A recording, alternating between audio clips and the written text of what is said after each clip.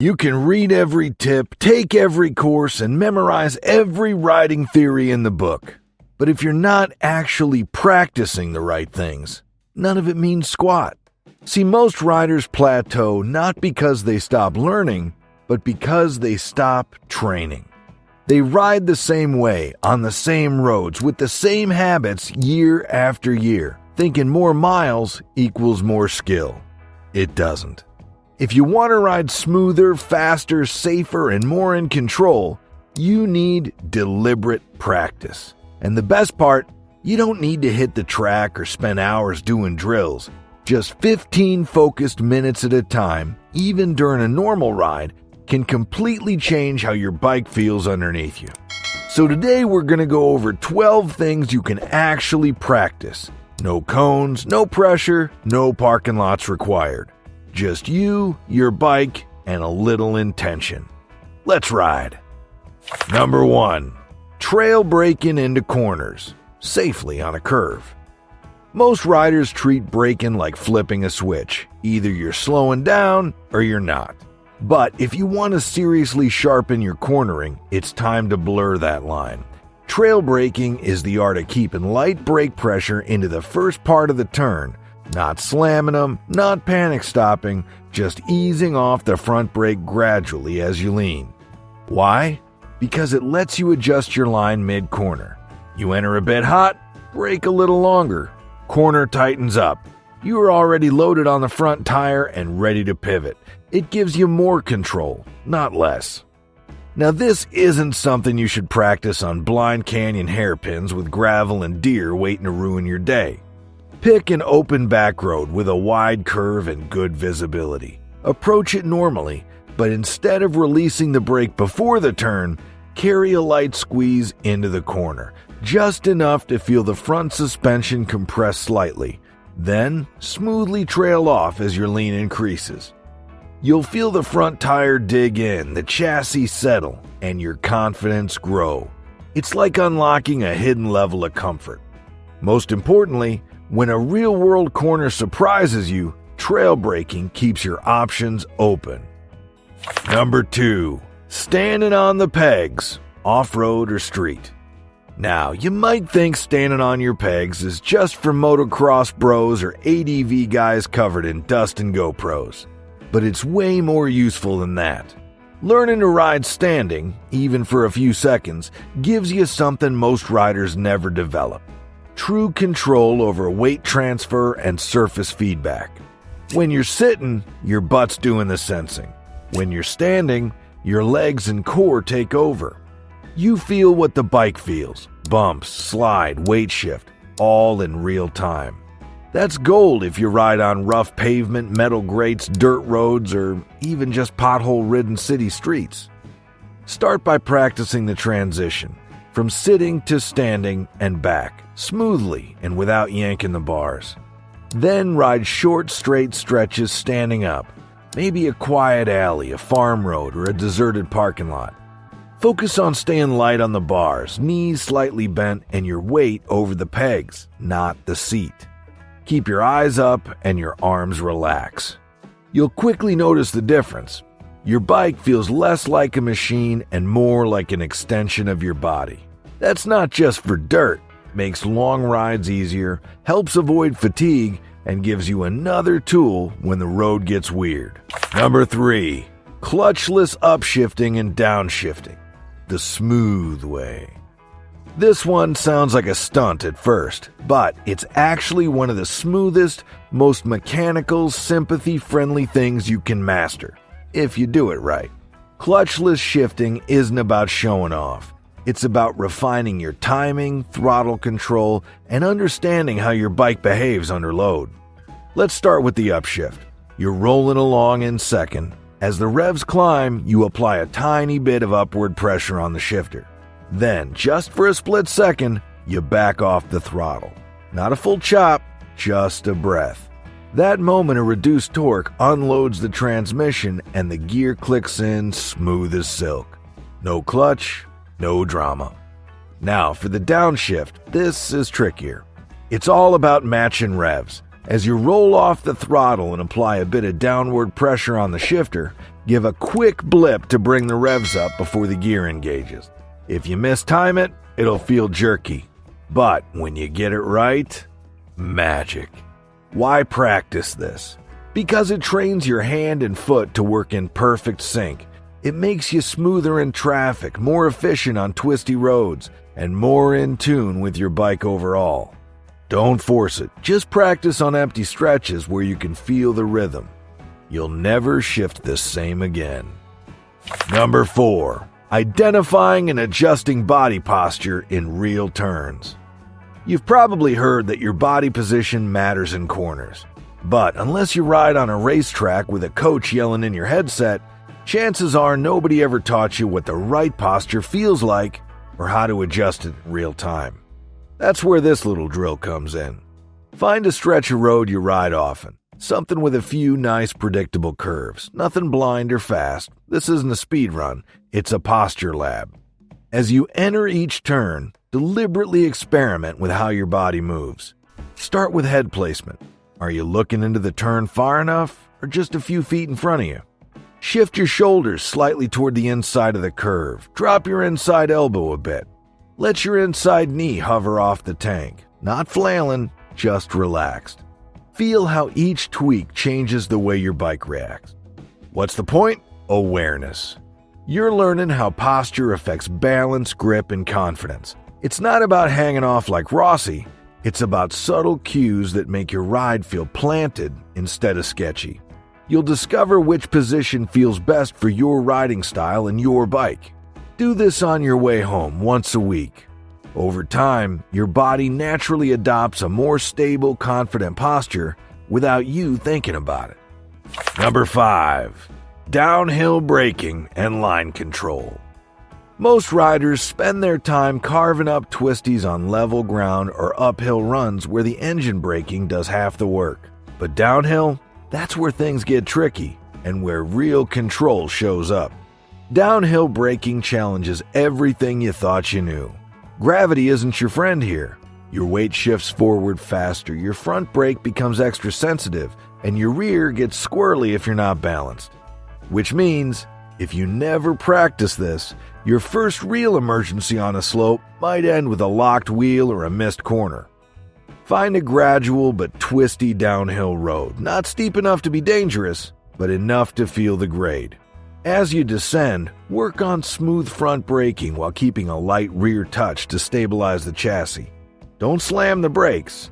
Feel the front end feedback through the lever and bars. Focus on your line. Are you drifting wide? Adjust with gentle bar pressure and throttle. Don't coast. Manage your speed actively. And here's the kicker. Doing this will make you 10 times better even on flat roads. Why? Because downhill teaches you precision, modulation, and respect for grip all at once. Plus, your reaction time sharpens because everything happens faster on a decline. Most people never practice this on purpose. You'll be the guy who actually knows how to stop a bike without panic, no matter the angle. Number 6. Finding grip limits with lean angle. Low commitment practice.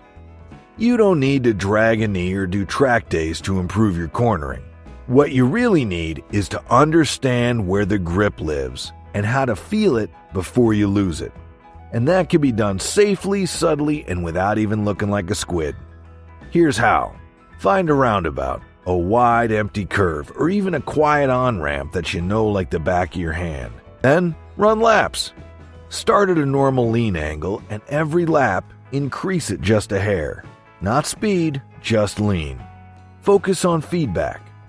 What does the bike feel like through your pegs, bars, and seat? How does it react when you settle into the corner with confidence versus hesitation? The key is not to push hard, but to become aware. Your tires will tell you everything. When they're biting, when they're squirming, when they're just floating. Most riders have no idea what their tires are doing mid-corner. They lean and pray. But if you practice this little by little, you'll start to hear the rubber talk. You'll know exactly how far you can lean on your tires. And that confidence will spill into every other part of your riding, especially emergency swerves and quick transitions. It's not about scraping hard parts. It's about knowing where the edge is before you reach it. Number 7. Real-world obstacle scanning. Most people ride with their eyes kinda open. They look at the road, but they don't actually see what's coming. And in real-world riding, that kind of laziness gets you hurt. Or worse, embarrassed in front of your buddies when you hit a pothole the size of a mailbox. Here's a drill that takes 0 extra time and will make you instantly sharper. Next time you're on a normal ride, challenge yourself to name the hazards out loud, or in your head if you're shy. Pothole left, oil smear, gravel patch. Do it every few seconds. You're turning passive vision into active threat detection. Suddenly, your brain is scanning for tar snakes, manhole covers, paint lines, broken glass, diesel spills. Stuff that was invisible before becomes part of your survival instinct. And the best part, you're training your eyes and brain to work together faster. So by the time you actually need to react, the info's already there. This is one of those habits that separates riders who just coast along from riders who actually control their environment. You can practice it anywhere, anytime. Costs nothing, takes no setup, and after a week, it'll change how you look at every road you ride. Want to avoid surprise slides and squirrel-induced panic stops? Start seeing everything before it happens. Number 8. Mid-corner line correction with throttle and pressure. Every rider has that oh crap moment when they realize mid-turn that they're drifting wide, or worse, headed toward a pothole or that lovely patch of gravel. Most people freeze, chop the throttle, or stand the bike up, all of which make the problem worse. This is where line correction comes in, and it's something you can and should practice intentionally. Next time you're on a familiar twisty road, set yourself up with a slightly off line on purpose, safely of course. Now, instead of panicking, try 2 tools: gentle handlebar pressure and controlled throttle input. A tiny bit more pressure on the inside bar, just enough to guide the bike tighter.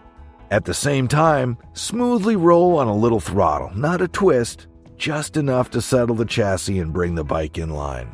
If done right, the bike tightens its arc without drama. No sudden movements, no death grip, no standing up mid-corner. This isn't just for twisty roads either. You can use the same principle in roundabouts, exit ramps, or even wide urban corners. The goal is to build confidence in your ability to adjust while leaned over without freaking out. Once this skill becomes second nature, you stop fearing corners. You start owning them. That's when you really feel in control of the machine, not riding it like a passenger, but steering it like a pro. Number 9. Smooth throttle pickup mid-turn. You can have perfect body posture, a great line, and a textbook lean angle. But if you mess up the throttle when it's time to accelerate out of a corner, the whole thing falls apart. Jerky throttle input mid-turn is one of the fastest ways to unsettle the chassis and kill your confidence. What you want is that perfect moment of a smooth pickup.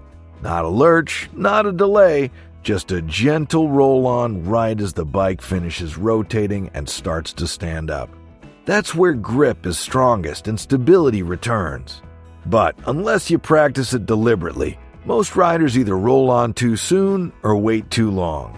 And the result is a weird wobble, a wide exit, or even a low side on cold tires. The drill? Find a nice, safe corner, ideally a wide sweeper or familiar roundabout, and practice the transition from coasting or light brake into throttle. Focus on timing. Feel the weight shift. Your goal is to destabilize the rear suspension and maintain smooth drive throughout the turn. It's not about going faster. It's about feeling connected. Once you get it right, it's addictive. The bike feels planted, smooth, and fast without even trying. It builds trust between you and the machine, and that's what makes you ride better without riding harder. If you ever felt like your bike squirms out of corners, this is the cure. Number 10. Manual counterweighting at low speed with real obstacle. Everyone thinks they've mastered low-speed control until they try weaving a 600-pound cruiser through real-world clutter without using their legs like training wheels. Parking lot drills are nice, but life throws you curbs, dumpsters, weirdly parked cars, and surprise potholes. That's where counterweighting really earns its keep. The idea is simple. At low speeds, when you're making tight turns, your body should lean opposite the bike to keep it balanced. That's counterweighting. But most riders never practice this outside of cone drills. So when they face a tight U-turn on a steep incline with a wall on one side, they panic and dab their foot down like it's a safety net. Practice it like this. Pick a real neighborhood or alley with awkward angles and obstacles. Use mailboxes, curbs, or trash cans as imaginary cones. Ride around them slowly, deliberately exaggerating your body lean away from the bike. Keep your clutch in the friction zone and drag the rear brake slightly for control. The goal is to build real confidence, not just in a parking lot, but in the places you actually ride. Learn how to steer with your hips, stabilize your throttle, and turn your entire torso to look where you want to go. These habits will save you when space gets tight. And let's be honest, nailing a low-speed turn in public without putting a foot down, that feels better than most speed runs. Number 11. Riding throttle only for fine control. If you really want to understand your bike, try riding it with just the throttle. No clutch slipping, no brake tapping, just your right hand and the engine's natural rhythm.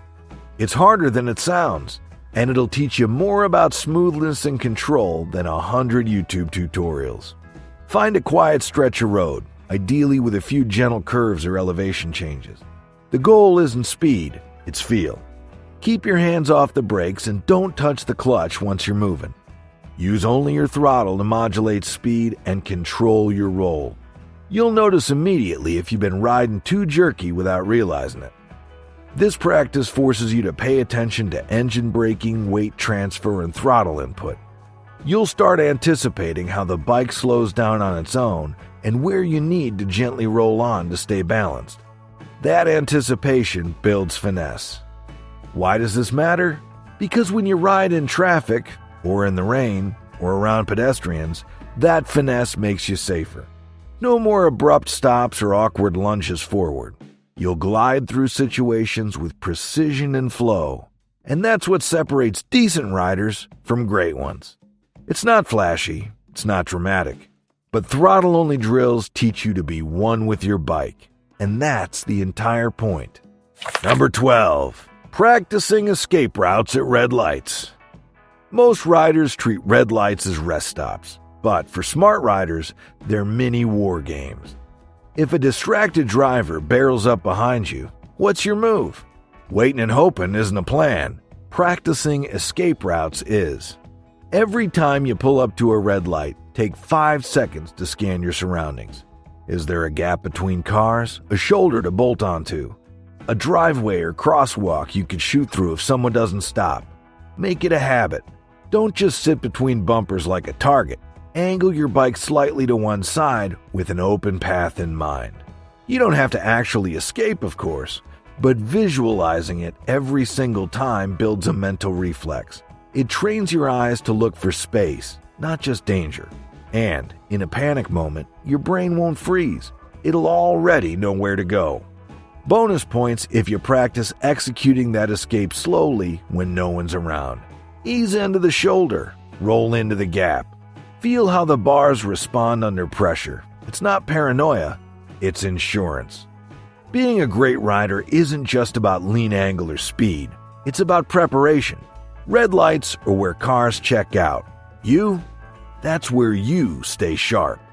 You don't need a racetrack, a coach, or a week-long course to become a better rider. All it takes is 15 minutes here and there. Intentional, focused practice in real-world settings. Whether it's refining your throttle control, adjusting your line mid-corner, or just prepping for a red light disaster, every one of these drills adds up. And the best part, you'll start to feel the difference. Your bike won't feel like a machine. It'll feel like an extension of you. So the next time you're out riding, Don't just log miles. Challenge yourself. Try one drill per ride. You'll be amazed at how quickly your confidence, control, and awareness improve. Which